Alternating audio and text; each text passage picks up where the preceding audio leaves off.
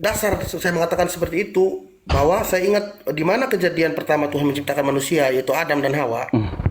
Penciptaan Adam dan Hawa, Tuhan melihat Adam tidak baik manusia hidup seorang diri. Kemudian diambillah tulang rusuk, diciptakanlah Hawa.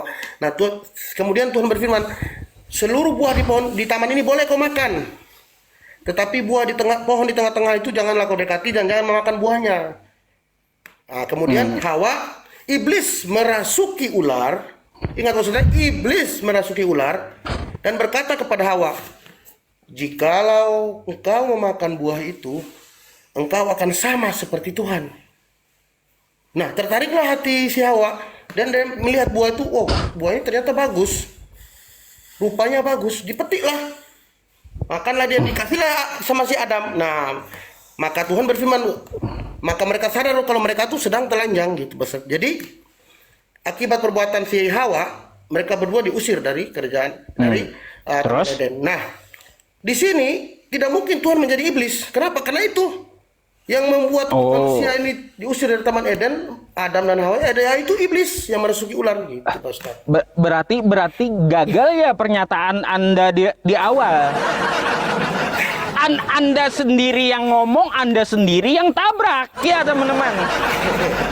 Tuhan Maha Segalanya bisa jadi apa saja. Oke, saya ikuti, kan kayak gitu. Bisa nggak jadi iblis? Nggak bisa. Karena di cerita Adam ada iblis, ada Tuhan. Berarti hilang mahanya, Bang. Ya. Artinya apa? Anda ketampol omongan Anda sendiri. Gimana sih?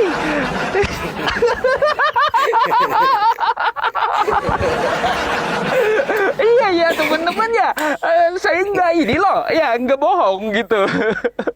Ya, sebenarnya iblis itu hanya bisa diciptakan, tetapi bukan berarti Tuhan menjadi iblis, tidak bisa. Iya. Tidak pantas. Artinya jangan abang nanti kelanjutannya, jangan dibilang Tuhan itu bisa maha segalanya, bisa jadi apa saja. Keliru itu, ya salah. Ya ada sifat mustahil bagi Tuhan. Apalagi di Islam, mustahil dia mati, ya, mustahil dia tidak penyayang, mustahil dia tidak pengasih, terus mustahil dia tidur, mustahil semua itu, Bang, ya, karena apa? Dia tempat bergantung seluruh makhluk. Jadi seperti itu. Kalaunya Anda katakan bisa jadi apa saja, satu dah Anda, ya, kena dari saya. Bisakah dia jadi iblis? Kok tiba-tiba nggak bisa? Ini yang parah, Bang, ya. Waduh, nge-lag nih. Enggak, ada. Ada.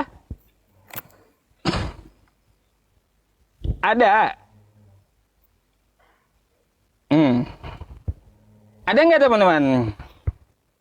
Nge-lag. Sip kan? Ya. Saya nggak nge-lag, Bang. Dari tadi normal kok. Nggak bisa sih, bosan nge-lag. Ente mungkin di samping rumah ada Indomaret itu.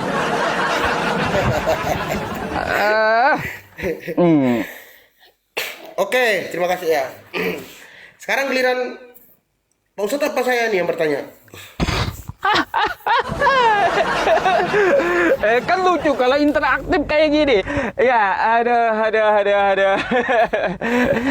Bang, saya mau tanya satu hal, agak lucu sih ya. Ya, nih saya mau tanya satu hal.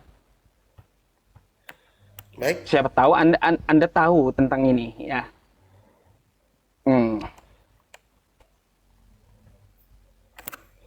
Bentar ya. Silakan. Nih, Bang.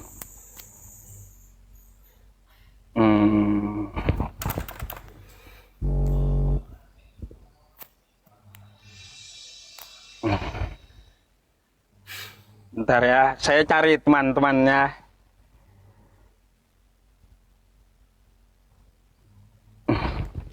Aduh, Bang.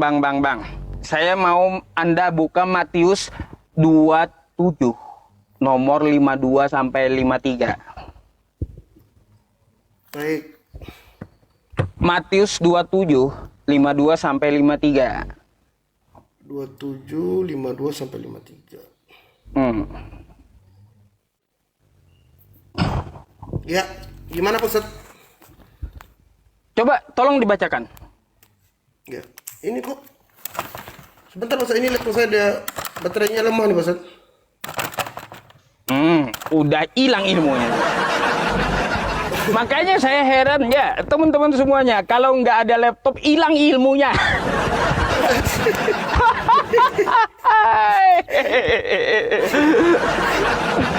Aduh.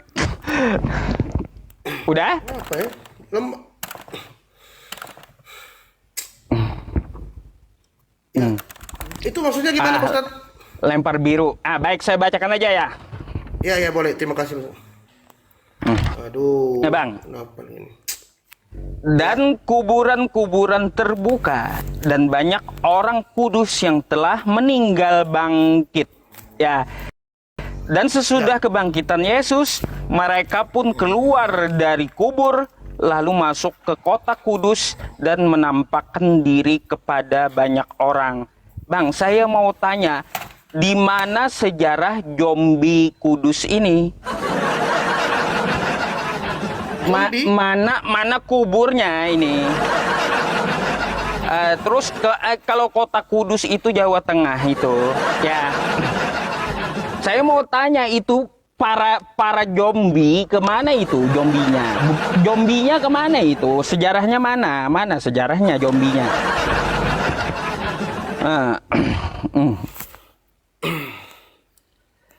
Yang kota Kudus ya. Ya. Sebenarnya Pak Ustadz, setelah Yesus itu pergi bangkit dan menampakkan diri kepada murid-murid itu, selama 40 hari dia masih bersama-sama mereka Pak Ustadz. Iya, yang saya permasalahkan bukan Yesusnya, tapi yang bangkit dari kubur itu, zombie kudus. Itu kan orang-orang kudus, dia masuk ke kota Kudus, Jawa Tengah. Mungkin kayak gitu. Ya, kota Kudus yang dimaksud adalah Yerusalem ya teman-teman, bukan Jawa Tengah gitu. Ada orang bangkit dari kubur lalu ke Jawa Tengah, maksudnya ke kota Kudus gitu ya. Nah itu mana kuburannya, mana sejarahnya? Itu. Kenapa? Itu kan mati. Itu kan mati lalu bangkit juga tuh ya, sama seperti Yesus, orang-orang kudus itu. Nah pertanyaan saya, Bang, yang mana sejarah itu? Itu heboh itu orang Pak, ya heboh itu orang pasti gitu. Kan begini Pak Ustadz, waktu Yesus wafat, waktu dibangkitkan, ya, Yesus itu pergi untuk mengalahkan maut. Tujuan dia bangkit itu mengalahkan maut. Jadi dia pergi ke kerajaan maut untuk menyelamatkan orang-orang kudus. Begitu bos. Jadi angkat bersama dia. Bukan Bang. Sejarah dari orang-orang kudus itu kuburnya mana, siapa aja yang bangkit, zombinya jalan ke kota Kudus, itu mana sejarahnya? Itu kejadian heboh loh, pasti seluruh dunia ada orang bangkit dari kubur ya, lalu jalan-jalan ke kota. Itu zombie kudus itu Bang. Zombie kudus takut orang, pasti dicatat orang gitu ya. Ya saya nggak tahu kalau itu Pak Ustadz. Wah nggak jelas ini kita. Aduh abang. Aduh, itu yang saya maksud. Saya mau nanyakan kepada Anda juga, mana itu sejarahnya, kan katanya lengkap kan kayak gitu. Heran Bang, kalau tolak ukurnya ya, karena Yesus itu dituhankan, dia mati lalu bangkit, banyak juga orang-orang bangkit dari kubur gitu loh. Aduh. Siapa yang telepon Bang?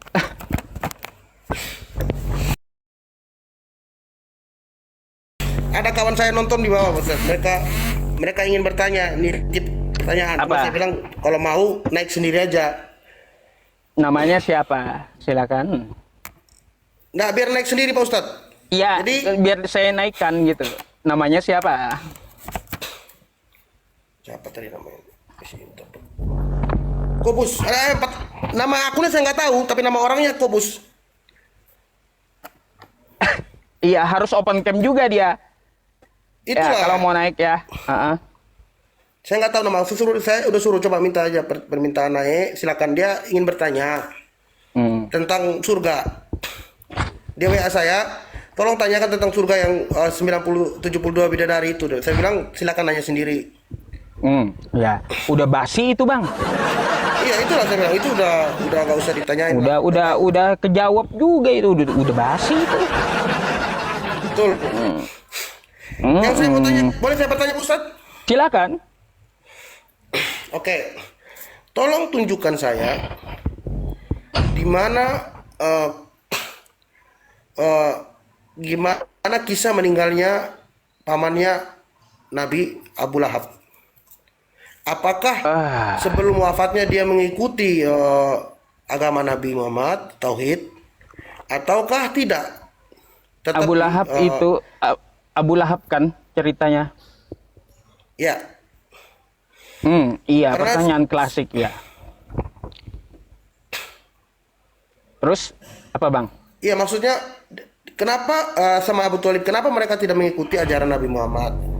Apakah karena mereka takut kehilangan harta mereka waktu mereka menjadi pemimpin Quraisy, atau kehilangan harta benda, atau karena mereka takut mereka tidak mau Bang, saya mau tanya mengecewakan dulu. pengikutnya? Cerita Ya. Abu Lahab itu faedahnya bagi Anda apa gitu?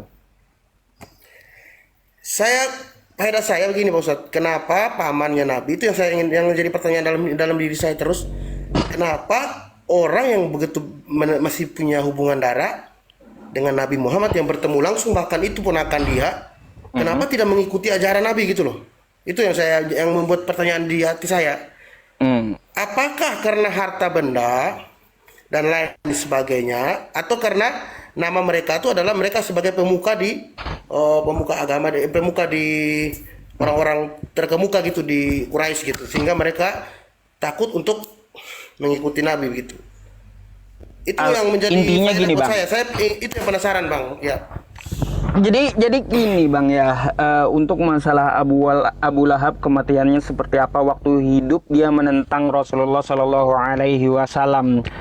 Ini Abu Lahab ini juga membuktikan bang bahwa Al-Quran itu benar loh, serius. Iya, karena waktu Abu Lahabnya itu ya masih hidup, ayat Al-Quran turun tentang Abu Lahab, bahwa dia disiksa di neraka. Kayak gitu. Jadi itu salah satu bukti bahwa Abu Lahab itu dia tidak akan masuk Islam gitu. Ya, itu ada di dalam Quran surah Al-Lahab. Ya, Bang ya. Tunggu nih. Saya ini dulu sama Abang. Saya spill dulu ya. Al-Lahab nomor berapa Pak Ustadz? Nih, ya. Ayat berapa? Binasalah kedua tangan Abu Lahab, dan sesungguhnya dia akan binasa. Tidaklah faedah kepadanya harta bendanya yang ia usahakan. Kelak dia akan masuk ke dalam api yang bergejolak, dan begitu pula istrinya, pembawa kayu bakar, yang di lehernya ada tali dari sabut. Jadi bang ya, untuk masalah Abu Bakar itu intinya dia tidak mendapat hidayah dari Allah Subhanahu wa Ta'ala, sehingga dia menantang ajaran Islam, menantang Nabi yang diutus gitu. Karena salah satunya dia juga pemuka ya di Quraisy, dan juga dia itu mempunyai sesembahan yang lain, Al-Manat, Lata, dan Uzza gitu. Jadi mereka gengsi tetap dalam kemusyrikannya, sehingga mereka menentang dakwah Nabi. Jadi seperti itu.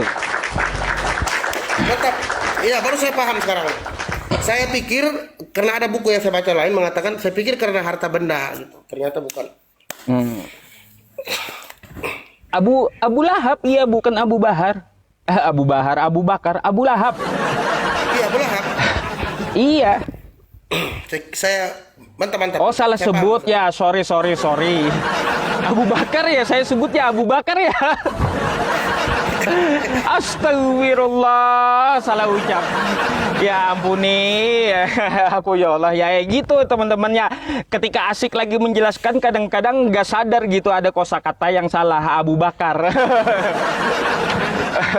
Oke, oke, ya gimana? Oke.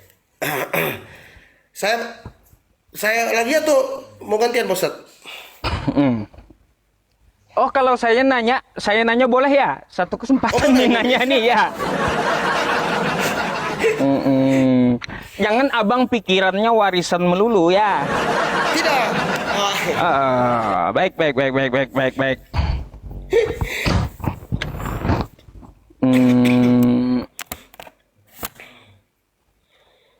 Saya mau nanya ini bang. Matius 26:18. Jawab Matius 26. Yesus. Ya. Pergilah ke kota kepada si Anu. Ya. Jawab Yesus, pergilah ke kota kepada si Anu dan katakan kepadanya, pesan guru, waktuku hampir tiba, di dalam rumahmu lah aku mau merayakan Paskah bersama-sama dengan murid-muridku. Pertanyaan saya, ya, pergilah ke kota kepada si Anu. Anu ini siapa? Anu. Anu. Tunggu, coba saya bentar, saya buka dulu. Masa sih si Anu sih? Ini. Tunggu saya cok ini dulu. Duh, kabelnya ini.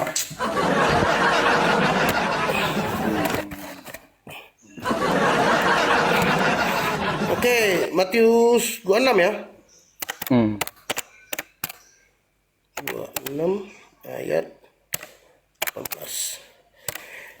Baik, jawab Yesus, pergilah ke kota kepada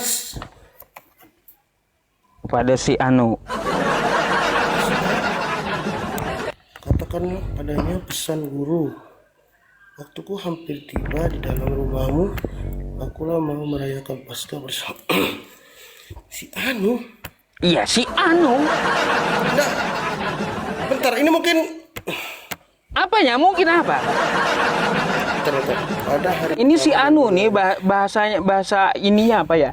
Dena, ya, maskulin. Si Anu, ya memang si Anu terjemahnya. bahasa Indonesia tuh Pak Ustaz. Ya iya si Anu, Dena, si Anu. Memang. Jadi Yesus, pergilah ke kota si Anu. Siapa itu si Anu? Ini mungkin begini waktu Ustaz, bisa jadi waktu mau di kanon itu, atau bentar dulu, atau tunggu saya cari nanti original teksnya. Cari dulu lah bang, saya penasaran ini siapa si Anu gitu ya, carikan lah. Ini siapa si Anu? 26 ayat 18. Pada ngakak teman-teman. Live streaming saya ini rupanya menghibur, sangat menghibur ya bagi Anda ya. Dasar ya teman-teman ini. Live streaming saya sangat menghibur rupanya. Aduh, ini si Anu nih, si Anu. Teks aslinya pun si Anu juga bang. Ya nih. Masa? Iya, teks aslinya si Anu. Ya tuh ya.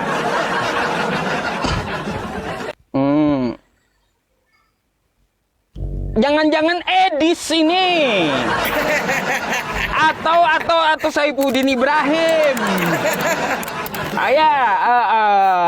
Siapa sih Anu bang? Anu siapa sih bang? Anu bang? Anu.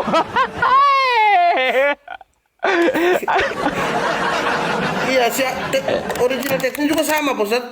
Ya makanya saya bingung siapa. Pergilah berkata-kata kepada si Anu. Bang gini bang ya. Masuk akal nggak ketika saya suruh Anda ya, Bang KTP, Anda pergi ke kota, ke tengah kota ya. Katakan pada si Anu hampir waktuku telah tiba. Anda kan pasti nanya, siapa si Anu? Di mana alamatnya kan kayak gitu. Ini kenapa jadi nggak jelas gitu? Siapa si Anu, Bang? Sebentar. Oh, ini ada penjelasannya di laptop. Sebentar ya, saya bacakan ya. Oh, ada. Ini begini, dia teks tersebut, ini ya, teks tersebut dapat diartikan mana? Teks tersebut dapat diartikan sebagai berikut. Yesus memerintahkan murid-muridnya untuk pergi ke kota. Pergi ke kota, begitu maksud. Mencari seorang pribadi yang disebut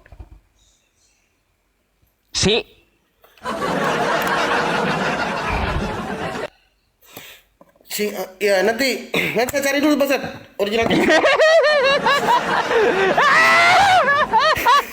Sama. Gak ada juga itu, Bang, penjelasannya ya. Sama tetap.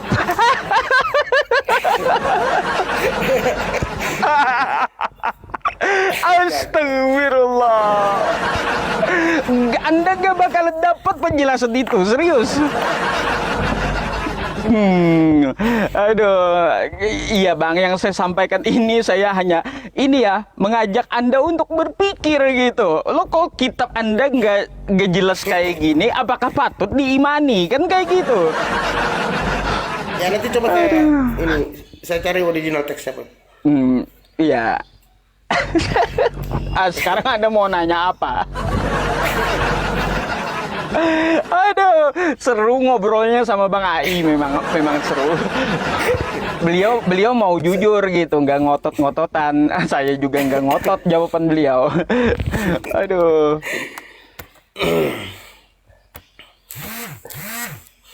Baik Ustadz. Saya mau bertanya Pak Ustadz ya. Tapi nanti dibalik tanya lagi sebentar Pak Ustadz. Ya mau kayak gimana? Harus lah kan kita biar interaktif gitu. Bang, ada 3 PR berarti dah ya. Si Anu siapa? Kan kayak gitu. Tadi 2-nya apa? Ayo.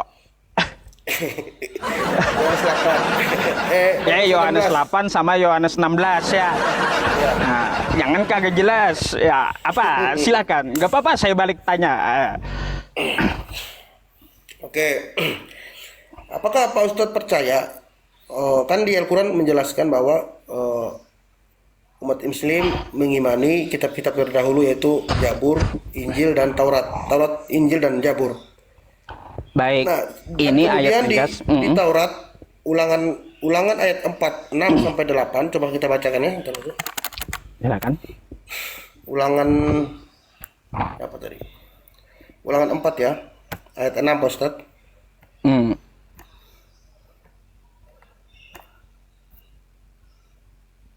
Hai Bani Israel, Tuhan Allah kita, Tuhan itu Esa. Masa lebih hafal saya? Masa lebih tahu saya kitab Anda sih? Aduh, ya. Ya, maksudnya di situ Nabi Musa mengatakan kepada Bani Israel untuk menyembah Bani Allah. Israel. Ya, Tuhan yang Esa. Allah. Ya, Allah yang Esa, Allah Israel kan? Terus? Nah, apakah ada ilah lain? Allah lain selain Allah Israel, Ustaz? Oh, banyak ilah itu sesembahan lain banyak, Bang. Nggak, banyak. Maksud saya Allah lain yang diperintahkan kepada Nabi Musa untuk disembah itu. Nggak ada. Allah kan Esa, satu, tunggal dia. Nggak berbilang. Jadi nggak ada yang patut disembah selain Allah gitu. Berarti menurut Pak Ustadz apakah Nabi Musa ini tauhid juga atau bagaimana? Ya pastilah. Seluruhnya para nabi itu estafet, Bang, mengajarkan wa ilahukum ilahu wahid. Ya, dan sesungguhnya Tuhanmu adalah Tuhan yang satu gitu. Iya, maksud saya seperti di Ulangan 4:6 tadi bahwa Nabi Musa mengatakan supaya menyembah Tuhan yang esa. Apakah ada juga di Al-Qur'an seperti itu maksud saya? Itu yang saya pengen cari tahu. Baik. Quran surah Al-Ikhlas ayat 1. Ya. Qul huwallahu ahad. Katakanlah.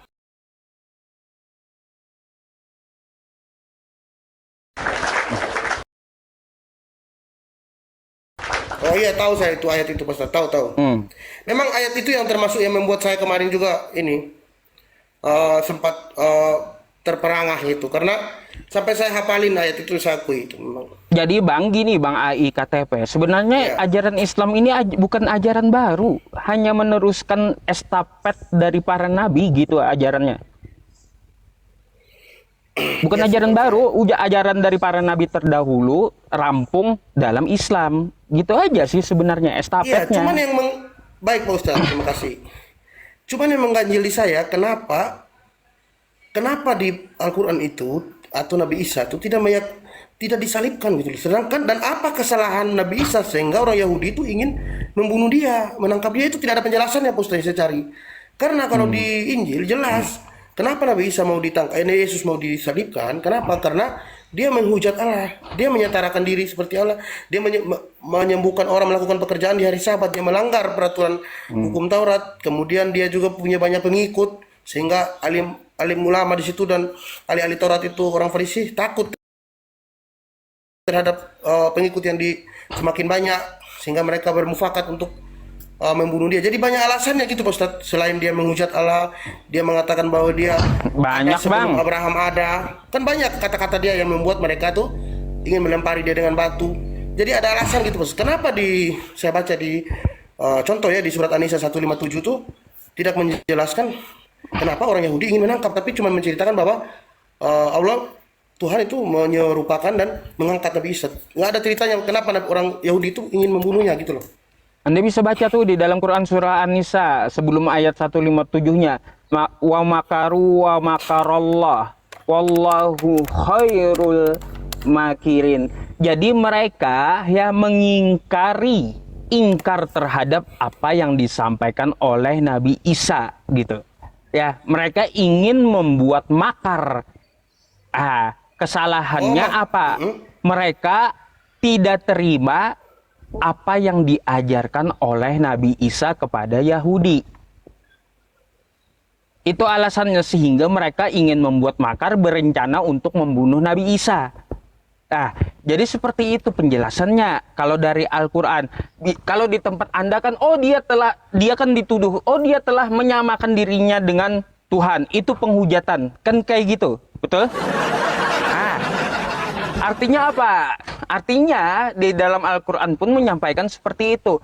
Orang-orang pada saat itu mereka menolak ajaran Nabi Isa sehingga membuat makar. Itulah penyebabnya. Mungkin di tempat Anda karena dia menyetarakan diri dengan Tuhan. Kalau di tempat kami secara global, bukan hanya menyetarakan diri dengan Tuhan, ya, tapi juga dengan ibunya yang dituduh pezina, terus dia anak haram. Nah, atas dasar ucapan mereka inilah Allah Subhanahu wa taala ya menggantikan Nabi Isa di tiang salib gitu. Jadi dia tidak disalib dan tidak dibunuh. Jadi seperti itu, Bang. Kenapa tidak tersalib Nabi Isa itu? Ya, karena dia adalah orang yang spesial gitu. Anggaplah spesial itu adalah seorang utusan Nabi kan gitu. Gak mungkin utusannya itu dibiarkan oleh pengutusnya. Betul nggak? Iya. Kan kayak gitu. Kita dapat melihat dari cerita para nabi yang telah lalu gitu. Ya, Nabi Lot ketika Sodom dihancurkan kan kayak gitu. Yang diselamatkan nabinya. Begitu pula dengan Yesus atau Nabi Isa. Jadi di dalam Al-Quran itu secara global. Ya, secara global dia menjelaskannya. Wa makaru wa makarallah wallahu khairul makirin. Jadi dia ingin membuat makar terhadap Allah, menantang Nabi Isa gitu dengan ajaran yang dibawanya atas hawa nafsu mereka ya. Mungkin tuduhannya kamu menyamakan diri dengan Allah kan kayak gitu. Kita nggak tahu pasti kan. Akhirnya apa? Sebenarnya mereka membuat makar. Jadi seperti itu. Baik. Mantap ya. Jadi saya udah lumayan paham Bos. Terima kasih. Iya, jadi kalau Anda cari gini Bang, seperti di Bible Anda, kata Anda Yesus itu kan meminum racun ya, meminum racun, menyamakan diri gitu ya. Menyamakan diri dengan Tuhan. Itu kan gara-gara tuduhan dia disalib kan kayak gitu. Itu kalau di tempat Anda kan. Kalau di tempat saya, mereka ingin membuat makar terhadap Allah dan Allah membalas makar mereka. Makarnya seperti apa? Nah, makarnya mereka merencanakan agar Yesus atau Nabi Isa ini dibunuh dan disalib gitu. Jadi seperti itu. Atas apa? Atas apa kesalahannya? Atas yang mungkin ucapannya seperti yang Anda katakan atau Anda tuduhkan di dalam kitab Anda. Jadi seperti itu. Ya, terima kasih Pak Ustadz. Paham, saya paham. Terima kasih. Iya. Oke. Terus Pertanyaan si Anu gimana ceritanya si Anu? Si Anu ya gimana? Ceritanya si Anu. Nah, nanti saya bisa cari itu ya. Saya akan cari di mana dia punya original teks dan pasti saya akan dapat, saya usahakan. Karena Si Anu.